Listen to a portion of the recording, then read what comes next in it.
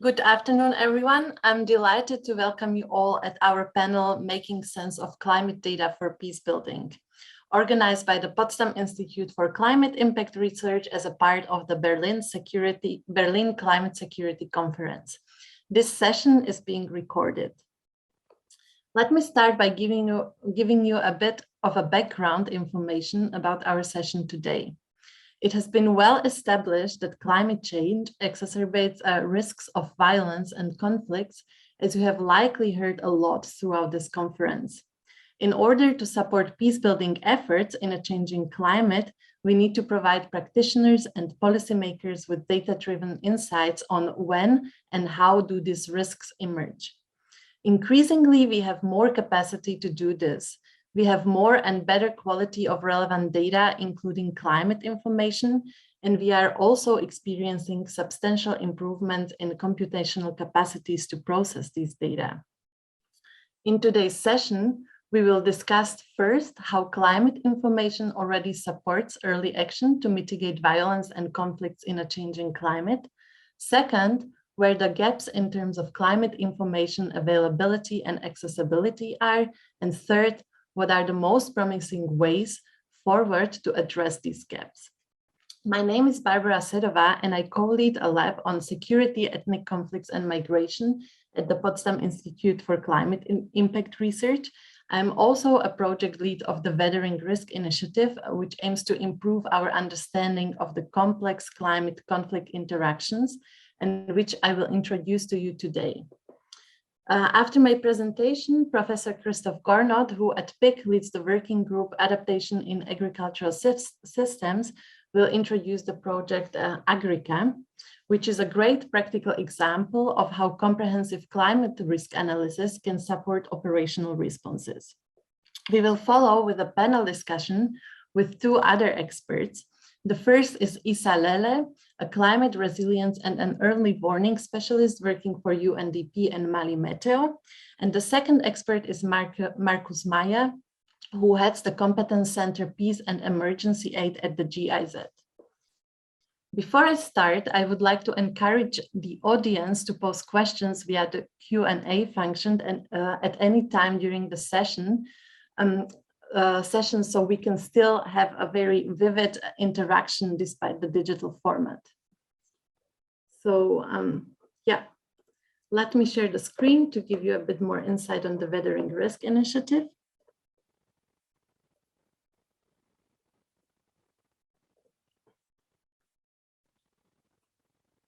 Just a second.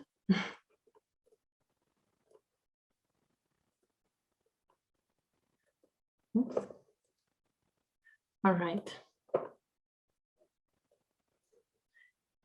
Good. Can you see my slides? Yes. Okay, perfect. So I'm happy to kick off our session by presenting you the Weathering Risk Initiative to showcase how novel climate information products help the analysis of climate-related conflicts. So what is weathering risks?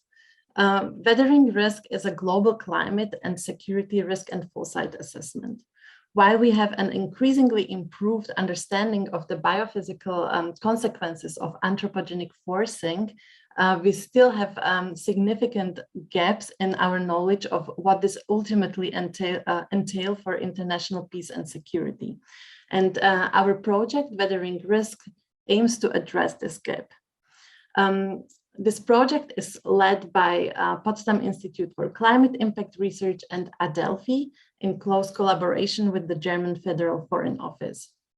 And Weathering Risk pursues three main objectives.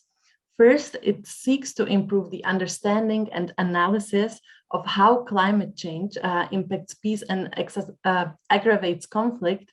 And in this way, it aims to support risk-informed planning. Second, Weathering Risk seeks to improve the capacity for action by strengthening the abilities of decision makers to act on climate change and security in the affected regions.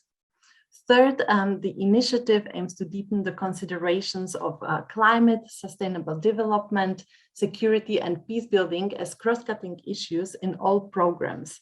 So in this way, weathering risk improves operational responses.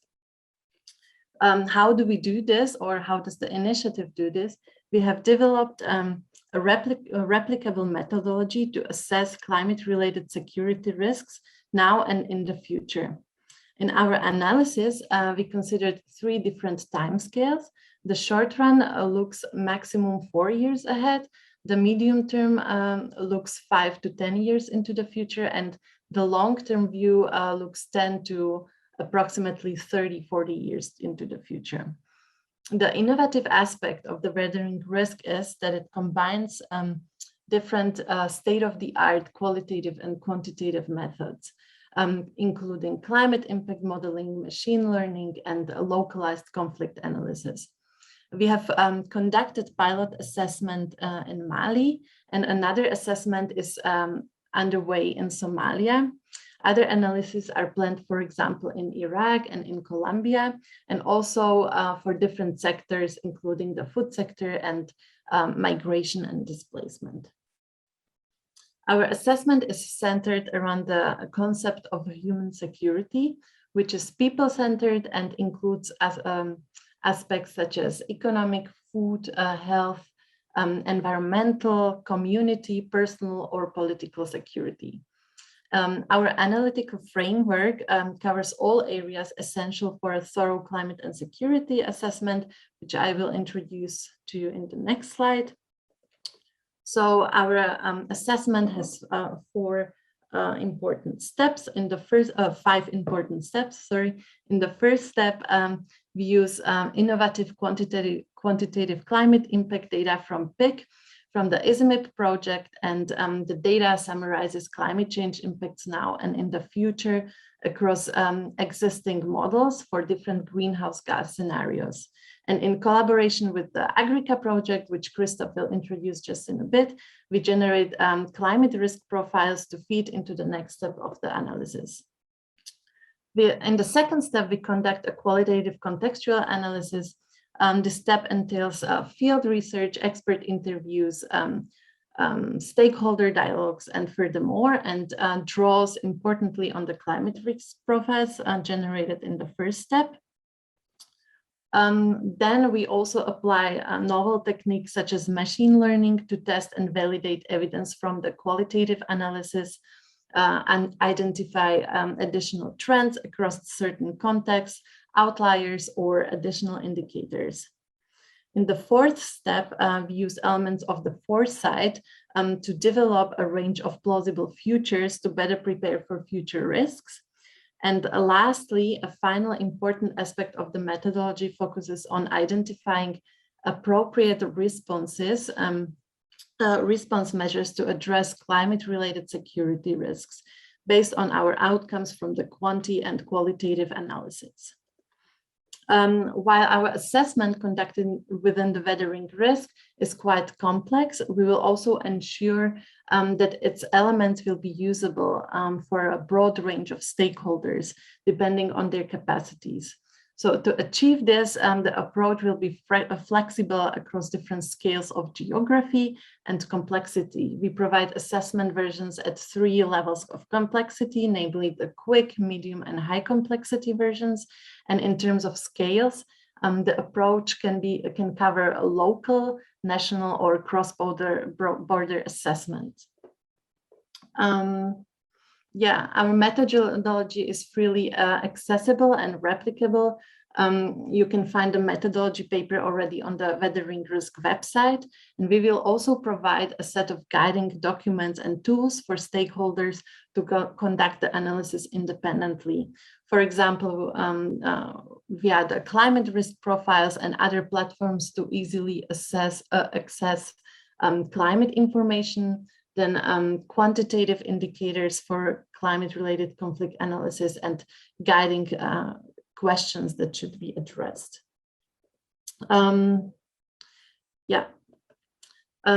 I would like to hand over to Christoph, who will give you a bit more detail on the AGRICA project, which weathering risk prominently draws on, as I discussed before. I thank the audience for your attention, and over to you, Christoph. Yeah, thank you very much. And first of all, welcome also. I see a lot of attendees in the list already. It's great that so many joined today. Give me also a few seconds to share my screen.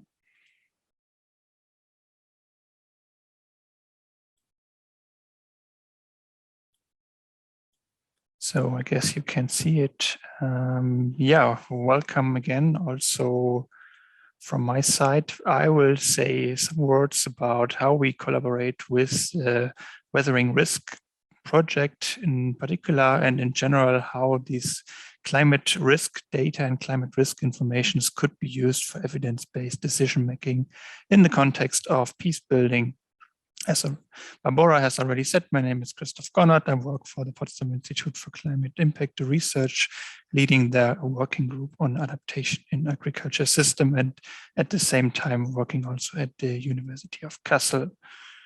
So a few words on the project, the AGRICA project, which was mentioned today several times. So the project is funded by the BMZ and together with our colleagues from the GIZ. And the aim of the project is to provide information on climate risk to inform NDC investment planning, but also to give guidance for a better decision-making or a risk-informed and science-based decision-making. So this is the idea, and we work on our project on different scales, including stakeholders at the international level, at national level, governments, and as well as also at the local level, including smallholder farmers and local entities in our approach. This is the idea. And it starts with a scientific approach, focusing on an impact assessment of how climate information, weather information drive the availability of water. This in turn influences directly agricultural production and economy of the entire country. And in turn, this has also local and national effects on vulnerability. And the second pillar of the AGRICA project is then on to bring these kind of information into action. And I think this is the main part of the project, as of course, there are a lot of impact assessments already available, and science has provided a lot of data, but we have to make sure that we bring these kind of information into action. And therefore, we include also boundary conditions, costs and benefits, sustainability aspects, but most importantly, also include the communities and the society in the approach. So it's purely stakeholder driven, and it considers a lot of interaction with the actors. And as also important, there's also the uncertainty considered in this approach, as we also think this is important for decision making. To make this a bit more concrete, we developed the so-called climate risk profile series. Here's just one example on the right-hand side for Ethiopia. This gives information standardized for a lot of countries already available in sub-Saharan Africa and beyond on the climate risks which the country may face or will face, but also then very specific on the different sectors, on water resources, on agriculture, on infrastructure, on ecosystems, and as well as on human health. I don't have the chance to go in all the details in all the sectors, but I will show you a few examples from a few sectors for a climate risk profile, which was just finished yesterday by my colleague Sophie von Löben on the Sahel zone. So I think this is also in line with what Barbara has just presented to us with the work in Mali. And I guess we are covering all these countries in a single way, but also we try to give a more comprehensive picture of all the Sahel countries, the Sahel countries are here the definition of the UN.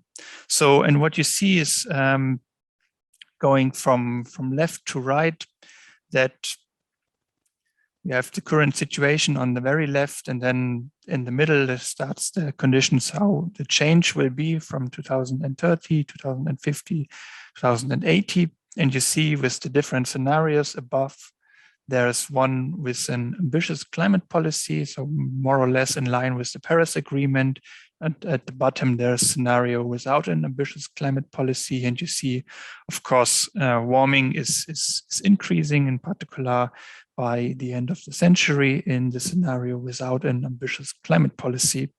So this is the first, of course, I think this is also what most of you, I guess, know. But here you have this quite specific for every country, and then you can dive deeper in the assessment and seeing, okay, it's not only about the warming effect, but of course it's also about, in particular, the extreme hot days, which are marked here. And here you can also see that, in particular, in countries like Burkina Faso or Nigeria, there's a strong effect of very hot days, so temperatures above 35 degrees. And I think this is what you see also on these maps, is that this is in particular the case in regions where a lot of or a high population lives. And I think this makes the conditions for working, for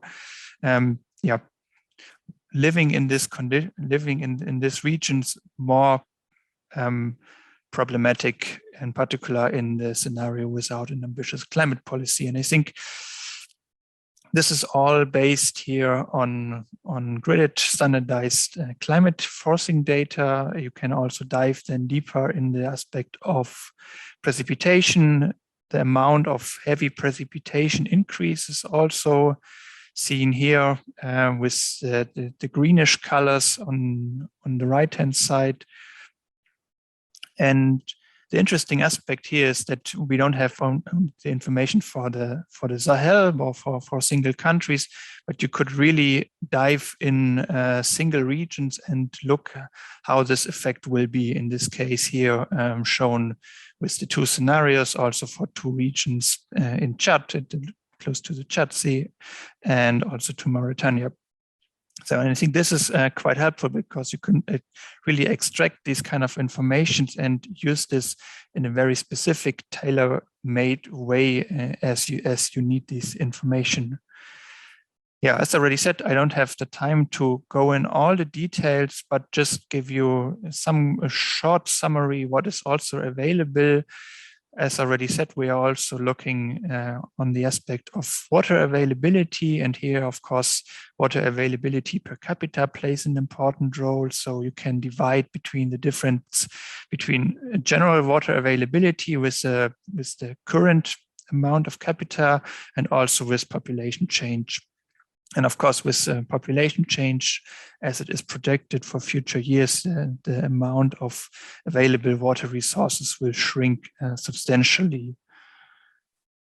There's also information on the crop production, and in this case here shown for two important staple crops for Western Africa, millet and sorghum. And you also see there is a decline in on the right-hand side, marked here with the brownish color. So there's a very few regions close to the Sahara which may also profit from climate change, but there's not much crops grown. And in the areas where the crops are grown, they are showing overall a decline in crop production or crop yields in this particular case. And I think this brings us already to the aspect of security, because decreased water availability and decreased crop production. And my next figure is also on heat-related mortality. I guess this is all refers to instability, refers to food insecurity, and therefore these data could be used also to inform decisions to prevent or to reduce the negative effects of climate change on the security situation. So as I already said, here again, information on heat-related mortality, also in the Sahel zone, where you also see in particular at the bottom right that without an ambitious climate policy, we will face a strong increase of heat-related mortality. Coming already to an end, this kind of information is already available at the AGRICA website, so AGRICA.de, and there you can select a specific country, a specific sector, and you can there are also information on different adaptation options, and you can just click on the country or select a sector, and then you can have direct access to the data and the underlying projections. So this is so far available for 12 countries in Sub-Saharan Africa. There are more and more coming. Meanwhile, in the next months, and my conclusional words are, I think we have seen that science can reduce the uncertainty about short-term and long-term climate impacts. There is already a high certainty which we have, and it's important to act now and make decision now to avoid or prevent substantial damages on the entire economy and also on the security situation. I think in all cases, we have also seen that climate change effects are diverse, and we have to really consider the local conditions. And as a last concluding remark, I think we have seen that risk-informed and science-based data could help and is needed for evidence-based decision-making, helpful in the context of peace building. With this, happy to receive your feedback, also happy to share the presentation, and thank you very much. Thanks, Christoph, for the great insights. It's really impressive to see what impact already AGRICA has and that it still continues to expand its reach. We have received a question from the audience directed to you, so I will read it out loud and maybe you can try to address it. It's from Marlene Tomaszkiewicz. Hello, I'm curious what climate data sources was used to assess in the Sahel. It is generally too optimistic to consider RCP 2.6. Experts agree that even if we immediately ceased emissions globally, there is no way we would get to RCP 2.6. In our region, Arab countries, we work with RCP 4.5 and RCP 8.5. Also, how were the crop projections conducted? So these are the two questions on you. Thank you very much. First, the technical information on the data. The data is based on the EasyMap database. So far, EasyMap has provided the newest CMAP 5 forcing data. The impacts are still calculated with the CMAP 6, and the impacts are still calculated with the CMAP 5 forcing data. And as the new impacts on agriculture, biodiversity, infrastructure, and so on are available for CMAP 6, we will also update this as soon as this is available. I think you're fully right. The 2.6 scenario is quite optimistic. This is still what we have, what the world has agreed on with the Paris Agreement. So we think we should at least show how the world could look like. Although I agree, we would likely and this is the reason why we choose two scenarios. One maybe a bit too optimistic, one the 2.6, but this is our target, the Paris Agreement. And then we have one without an ambitious climate policy, the RCP 6.0. And I guess, we may end up in the middle between them, but because of this, we choose these two RCPs.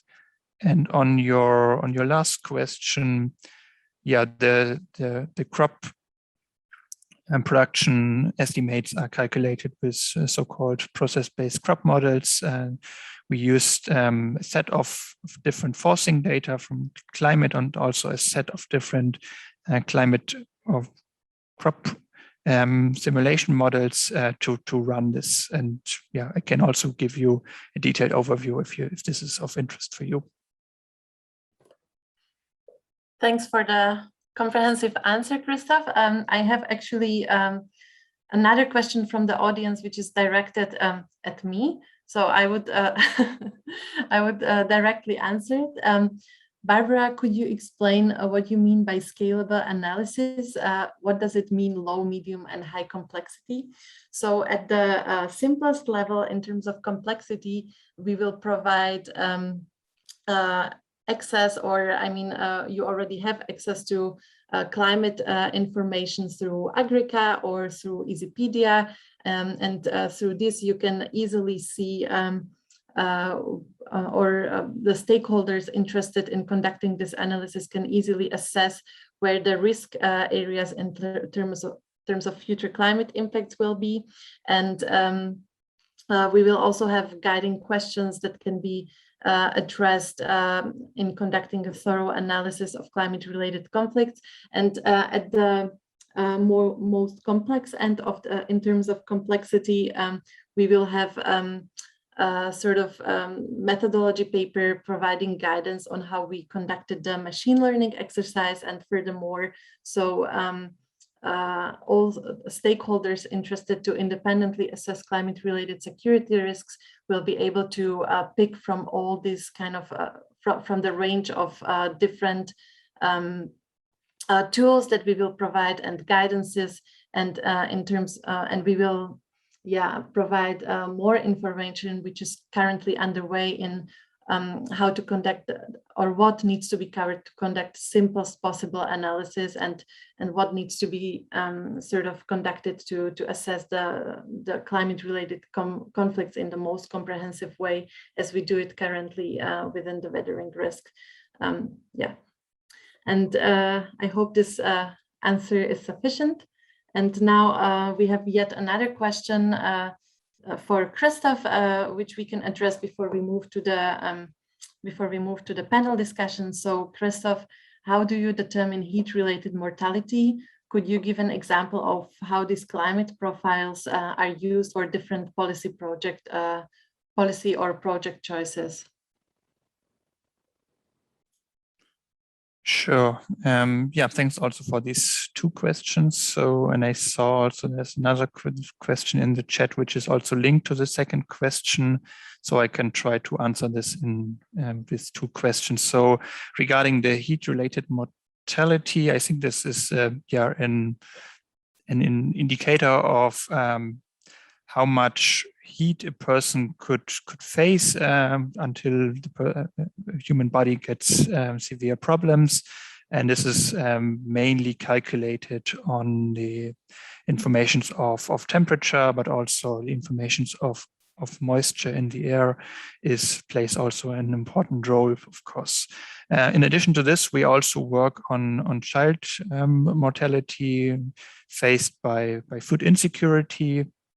So, but this is so far not in the data covered, but we also published a paper on this for the case of Burkina Faso, where we also dive deeper in different sources of heat-related and also food insecurity-related health problems or health aspects. First question. Second question, how is this kind of data used for decision making? I think we are deeply in collaboration with our colleagues from BMZ and GIZ, working on bringing these kind of data and information in the decision processes. For instance, we are working on the NDC and NAP implementation processes in Ghana, Burkina Faso, and Niger, and Ethiopia as well, to the new stock take for the NAP and NDC implementation considers also the newest climate forcing data and the newest climate informations on how to change the best suitable adaptation options. I think this is mainly used in this adaptation context, but of course it could be also used with respect to decisions on security.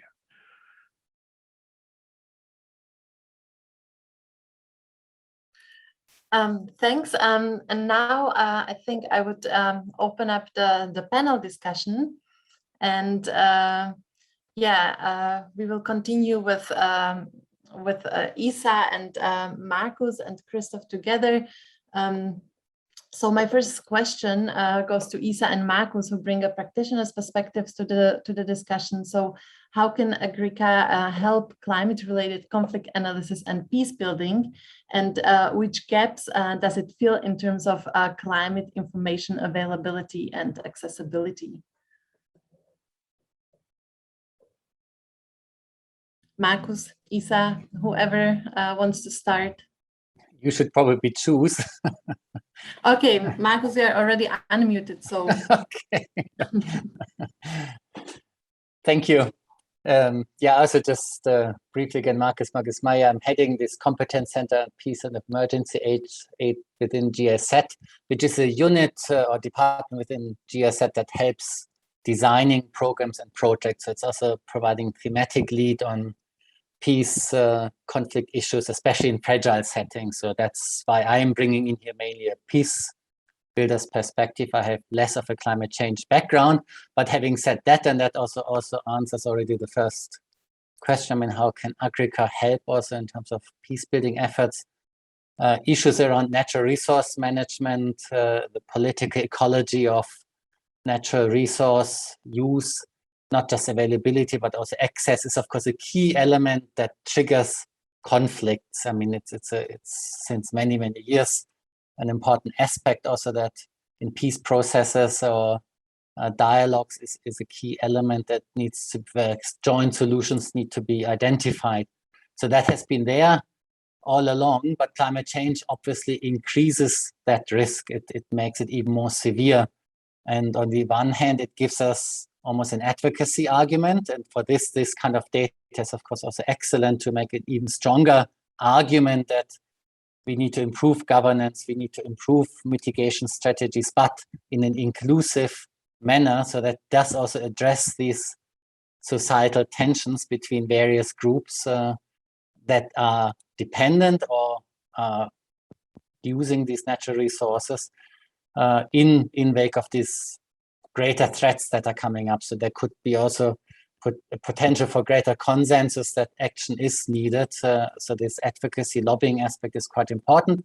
But secondly, as an organization, GIZ, of course, also implements a lot of program projects on the ground in the peace building field within a fragile setting. It's again a lot around capacity building on governance structures, but also setting up adaptation strategies that can increase resilience of populations whose livelihood is linked to the agricultural sector in many rural settings. Here again, data that AGRICA is providing can help identifying hotspots, particularly vulnerable areas where resources might have to be channeled more than to other areas. And again, this needs buy-in from various stakeholders for which data and evidence and also scenarios can help to make a case where those resources should go to. I might stop here and can later probably also talk a bit more about where I would see some of the gaps or other kind of areas that could be addressed, but perhaps I can now first give the word to Isa. Yeah, thank you. So Isa, what else a part of advocacy, lobbying, or setting up or identifying hotspots to set up adaptation strategies could you see in terms of what gaps AGRICA fills? Thank you very much. The agricultural work can really help in identifying hotspots, as it has been initially mentioned. As you know, competition for access to natural resources, it's key, and those natural resources are shrinking due to climate change. So projections they have made that could help us to better manage natural resources, which will avoid mass migrations, internally mass migration, which lead to insecurity and later on conflict. So that's what I can say for now. Thank you. Okay, we have heard quite interesting points. So just to sum it up, Markus mentioned that climate change information can be used in terms of advocacy and lobbying to take action, also in terms of peace building activities and setting up adaptation in hotspots where climate impacts will play out most severely. And Isa mentioned, in addition to hotspots, that it would also help us to better manage natural resources if we understood where climate change impacts will contribute to their degradation most strongly. Now a question to Christoph. Are there any ongoing projects or initiatives that already use AGRICA explicitly for analysis, for the analysis of climate-related conflicts, part of weathering risk, or are we at the moment probably the only one? No, I think there are more. We're also deep in touch. First of all, thanks for the question. And yeah, we are also deep in touch with the different initiatives working in the Sahel zone, with the UN, or also with the GIZ and the BMZ. A lot of activities. For instance, there's a bigger project also on the predictive analytics, which is bigger project from UNHCR using this kind of information. And I think in particular, this kind of information contributes to a bigger piece in a way that we can have then for the different sectors information, which could be helpful to make the different sectors more resilient and also then more stable in a way that in the face of new conflicts, of new crises, and they will come out better because of we have invested in these sectors. We know already what future risks will be, and this might be quite helpful. So just give you one example, for instance, or two examples.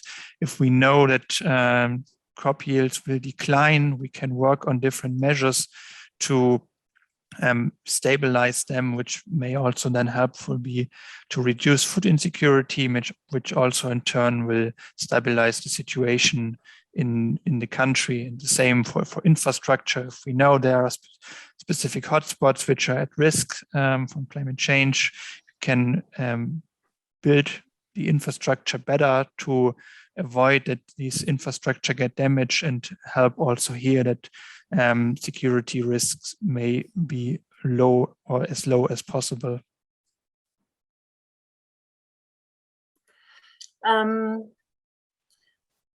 Yeah, great. And maybe we can continue with the next question, which is actually directed to all of you, and maybe also to the practitioners at the table. So what other gaps and barriers prevail in terms of climate information availability and accessibility?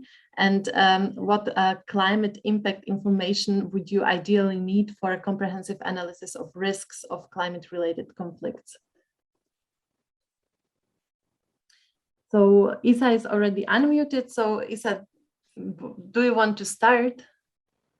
Yeah, sure. In terms of gaps associated with climate information availability, let me talk from the perspective of Africa, because these topics, it's mostly interested in Africa, especially in the Sahel region and Mali, where I'm sitting here, for instance. So, as you know, we have a very limited network of stations, observation stations. And then this is the result of a minor investment in the Met services. So as a consequence, you have a limitation in terms of technical capacity availability of professional staff and application software. We have also problem in terms of capacity utilizations. National med services are not sufficiently, for example, engaged in with the national development agenda and the services. And services for poor populations are very limited. In terms of gaps also, you have this gap which exists between what is currently provided in the national med services, which is daily weather forecast, and what is really needed to achieve the country development goals, you know, which is climate, in the climate sector especially. You know, we also have a lack of knowledge and the understanding of the need, you know, of how development decisions are made. You know, so there is a little capacity to tailor information appropriately. This is really important, and it's really gaps which need to be filled. You know, and then also I can mention the availability of climate projections, which comes from different sources. You know, and they produce different climate scenarios which cover different time period, and this makes it makes our work very difficult to compare. You know, when we want to compare, it's very difficult to make comparison and to make especially to develop a harmonized view of the picture. You know, if you don't have those kind of timeline, it's very difficult to harmonize the picture. You know. And then in terms of gaps also, we have flood zones, which has been developed with past data. And then those flood zones has been changed now, you know, and then they need to be updated to be useful for disaster management under current climate situation. So we need those kind of information. Those are gaps also in our area. You know, the services that are based on climate scenario, for example, are not yet developed in the national med services. They're not. So the capacity to develop and provide climate information at a decadal and a multi-decadal time scale is not available in many of the national med services in the Sahel. You know, and the locally downscaling climate projections are not easily available. You know, we don't have it because, for instance, in Mali, where we need to implement this climate and security issue, it's in the central region of the country, and we need a final resolution climate projection in that region, and with a lack of weather stations and lack of historical data, it's really difficult to make a downscaling and have a fine resolution information on that area. So, and as gap also, we have a development. I hope I'm not going too far. I'm not taking too much time. No, it's actually very interesting. Okay. So please continue. Yeah. So also what we in our med services, we lack research and development departments. You know, those institutions, there is no department which provide research based on the country's perspective and the reality of the countries. We don't have that. So the availability of skills in climate research, we need, for example, to bridge that gap by having a kind of partnership with climate research institutions and the universities from the north. That would be very important. Another serious impediment is the availability of capacity of national med services. You know,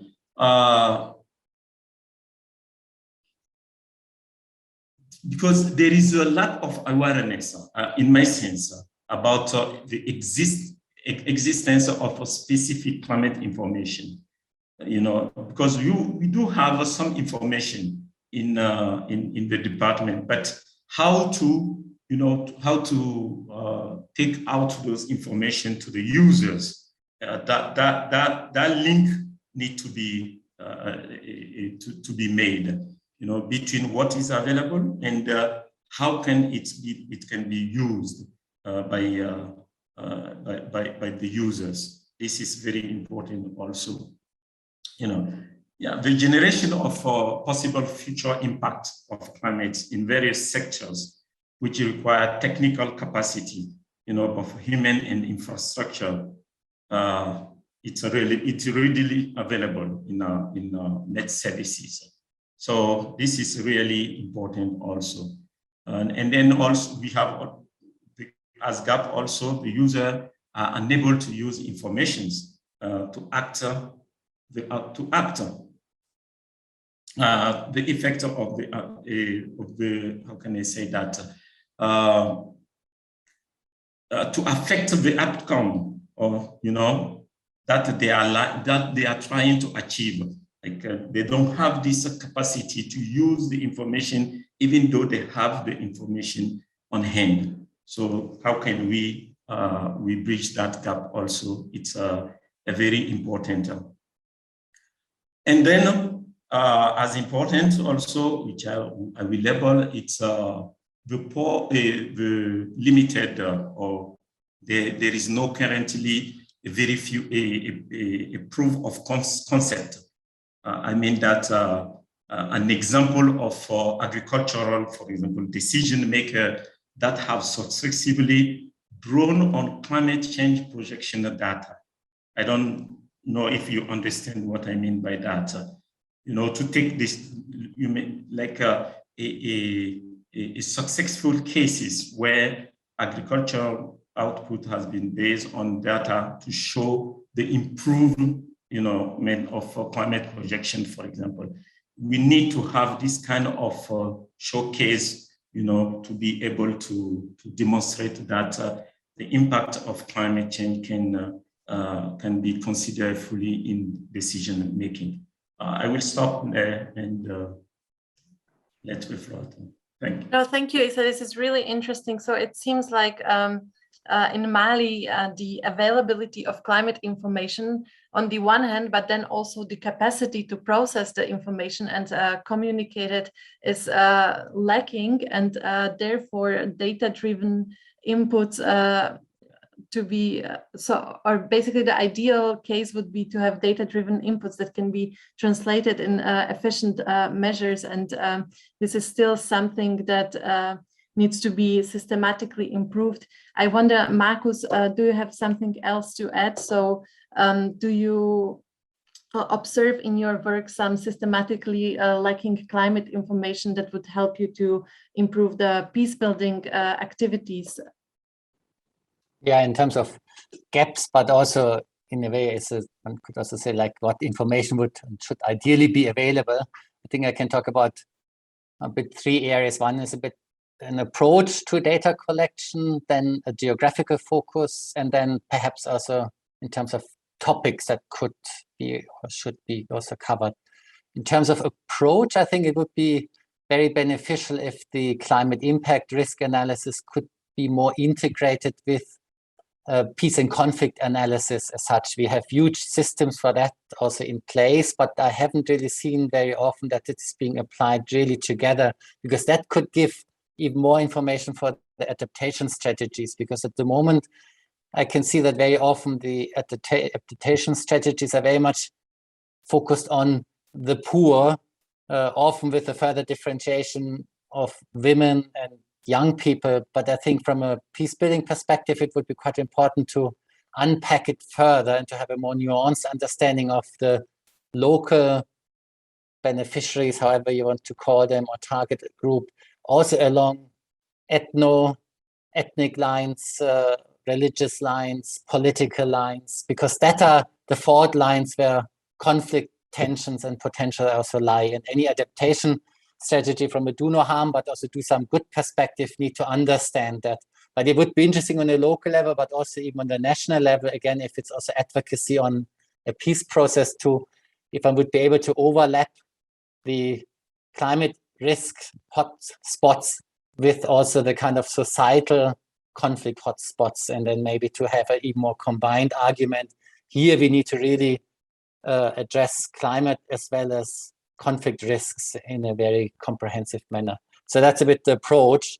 In terms of geographical foci, I think cross-border would be an interesting aspect to bring in as well, because very often there is also conflicts between countries over natural resources, but also an entry point for dialogue. I mean, we have this especially in Central Asia, but also around Afghanistan. I mean, there has always been cross-border issues and tensions, which if data could capture that also, it would be an excellent entry point for that regional advocacy on governance, peace-building issues as well.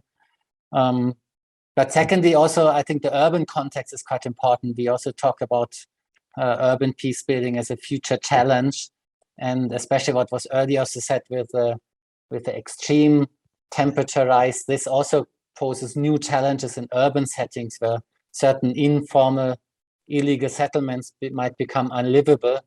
Certain informal employment sectors might become impossible to conduct any further. And what does that mean in terms of stability within an urban context? How can that be managed? But that would require a breakdown of data on urban settings as well. That would be quite interesting as well.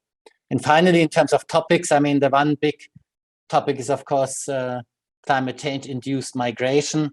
I mean, the World Bank has just published the second groundswell report to prepare for internal migration pattern scenario planning. But I think that, again, would be good to look at and see how that could be perhaps also more taken up. I mean, how do we manage these climate change-induced migration better by having already some forecasts in place, and where should we allocate our resources to support that? And secondly, that whole topic around water conflicts, where I think it's not just around the availability of water, but also the political economy of how water is being distributed. And that's probably quite a bit of a different level of data that is required. But I just want to flag that this is, especially around water, quite important. Who is actually deciding how water is being used for whom? This has a regional aspect, but sometimes also a very local one, which links very much up to political settlements, power structures, and inequality structures. And I think that political dimension needs to be brought in here as well. Thank you. Yeah, thanks a lot. So we heard a lot and very many interesting points. We only have 7 minutes, so I would ask the panelists, all 3 of them, to conclude by answering the last question, which is going forward, what collaborations, partnerships, and capacity building activities to facilitate assessment of climate-related peace and security risks would be fruitful, and who should be involved? And I would ask each of the panelists to keep the statement very brief, maybe for 1 minute max. Thanks. So whoever wants to start, maybe Christoph, as he didn't have the opportunity to answer the last question, maybe you could start. Sure. Thank you very much. So I guess, I don't have also much to add. I think Isa gave a very comprehensive answer, and I would just underline this. And I think this is also the message to your last question or to the final statement. I guess what we have seen in the debate here is we need, of course, the data, and the data should inform decisions. But in the end, what is really lacking is the access to the data and the uptake of the data. And therefore, I think it's so important to foster partnerships and to foster collaborations between the different involved institutions. And I think this institutions, it has to, of course, the data comes from science, but it then goes further in the direction, including policy process, including development cooperation, including the UN. And I think this is so important that we take all our forces together and collaborate to bring this to the next step. And yeah, I think this is my final message. And I'm also happy to start this more in depth with this session and beyond. Isa?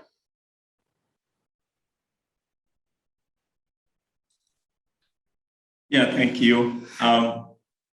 With what has been said, for collaboration, I think